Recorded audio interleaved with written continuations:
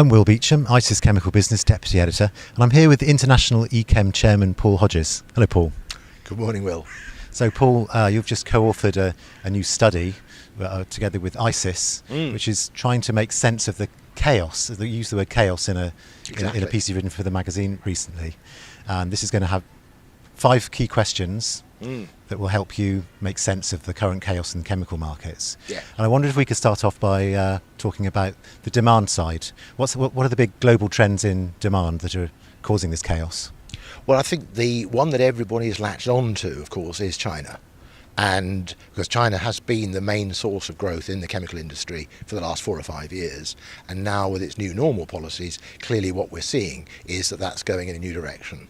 And that the old style China of what we might call the old normal China, where you buy in raw materials and you become the manufacturing capital of the world, and then you export iPhones and machines and everything else like that, that's all finished now. So all of that demand is disappearing, and instead you're moving into a much more of a service-led business, mobile internet, focused on building up local employment and building up local incomes among people. Local incomes in China in the cities are $3,000 or $4,000. They're only $1,500 in the rural areas. So that's a complete change of direction. That's the first thing. But of course the underlying thing is this baby boomer change, the aging of the world baby boomers.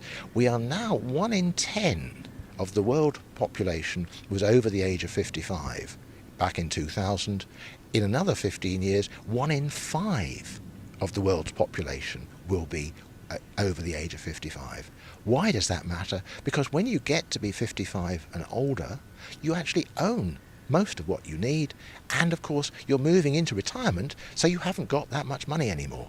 So you cannot possibly have the demand that you had when all these people were much younger. So as I say, what I think has caught people's attention is China, but the underlying change is this aging of the population, which of course is a jolly good thing. Nobody wants to die at 50 or 55 as they used to, even 100 years ago. So this is a very good thing, but it does mean demand patterns change completely. Okay, and what about on the supply side? What trends can you pick out there? Well, you see, unfortunately, and this is where I think history will really fault policymakers, that instead of saying, well, look, we may have to adjust all our models, we may have to adjust all our policies, but this demographic change is coming through. What we've seen is this ridiculous idea that somehow by printing lots and lots of money and building up lots and lots of debt, trillions of dollars of debt, and keeping interest rates low, somehow we can get back to the demand levels of when all these people were much younger and needing lots of stuff. So people have been fooled. I mean, I wrote a piece for the Financial Times it's talking about China fooled the world, and it did. A lot of this demand that we've had in China in the last 3 or 4 years was to build empty cities and to build roads to nowhere and so on. And quite rightly, the new regime has said, no, we're not doing any more of this. But we were all taken in.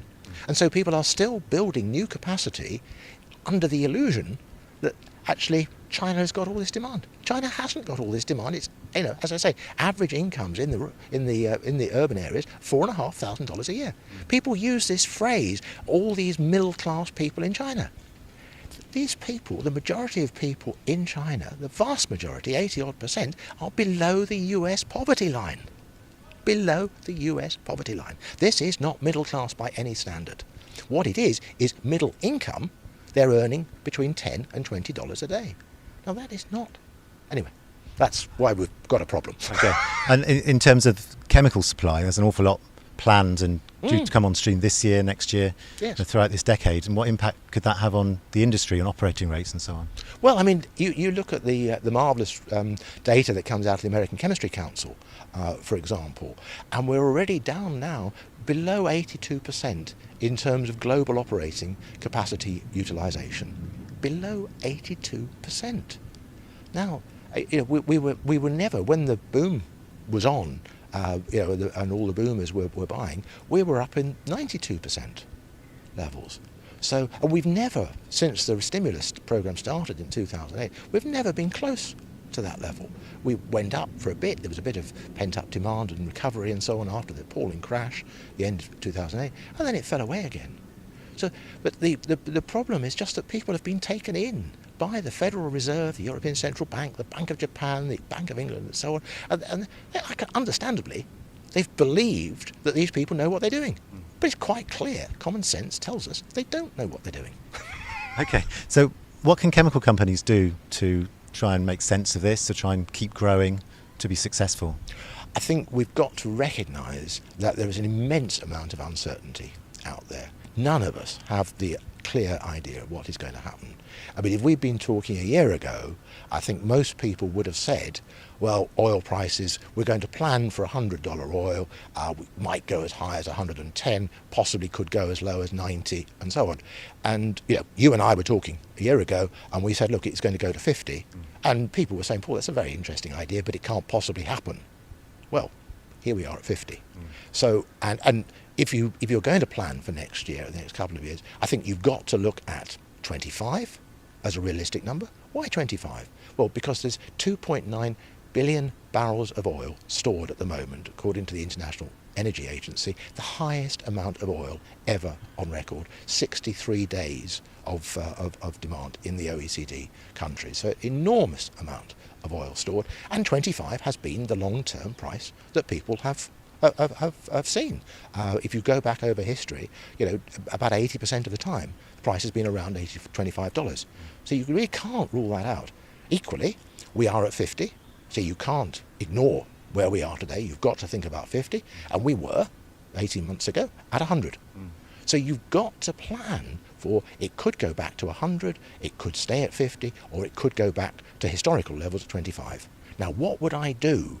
This is why we have chaos, because we don't know. Chaos is about not knowing. And so we have to plan ahead. It's that Boy Scout motto, be prepared. Because if it goes back to 100 or it goes down to 25, you're not going to get 6 months to think about it. Thanks very much, Paul. Thank you, Will.